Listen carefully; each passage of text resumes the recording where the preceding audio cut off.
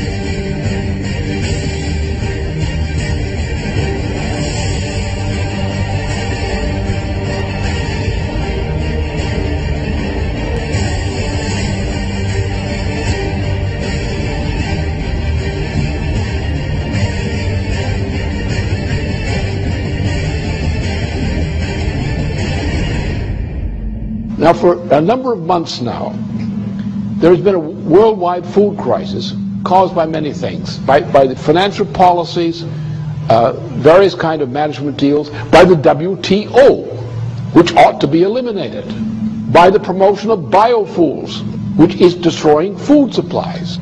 This biofuel program is a gigantic swindle for which there is no possible justification. None. The justification comes out of the World Wildlife Fund of Prince Philip.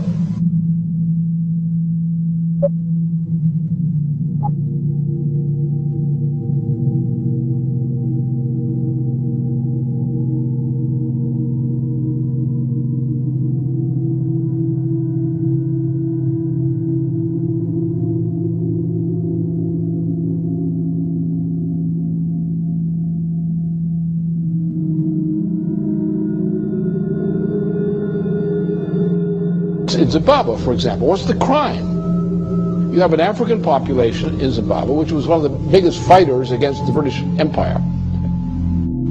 They're not allowed to develop their own territory because London, by various mechanisms, prevents them from doing so. And London uses the farms it allows to prosper in former Rhodesia to feed the populations of Britain.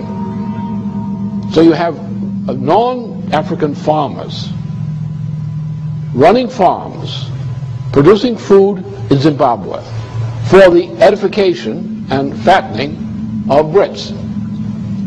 But the rest of the population is inhibited in any attempt to develop.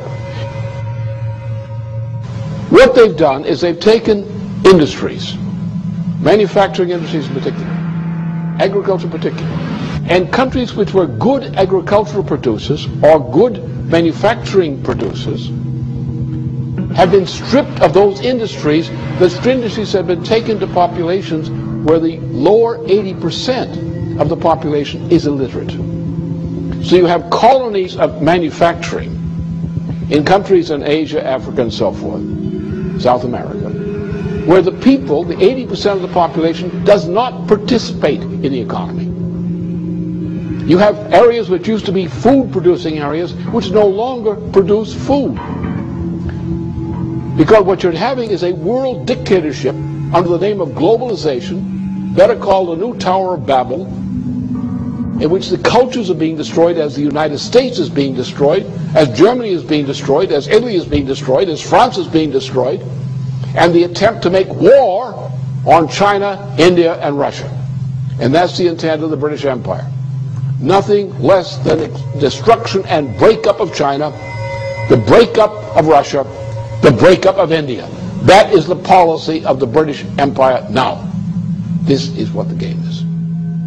And if this game is not stopped, I can tell you there'll be no planet. But then come back to the food question. If you want to get the American people and other people of other nations up on their hind legs, acting like free people rather than battered slaves, tell them their food for tomorrow morning is not there. That activates popular resistance more than anything else. We are now in such a situation. For many parts of the world, the lack of food is an immediate reality. There is a growing explosion throughout much of the world over this food shortage issue. The rate of food shortage is increasing because the stocking from various food stores, annual stores, has been already delivered, and there's not enough.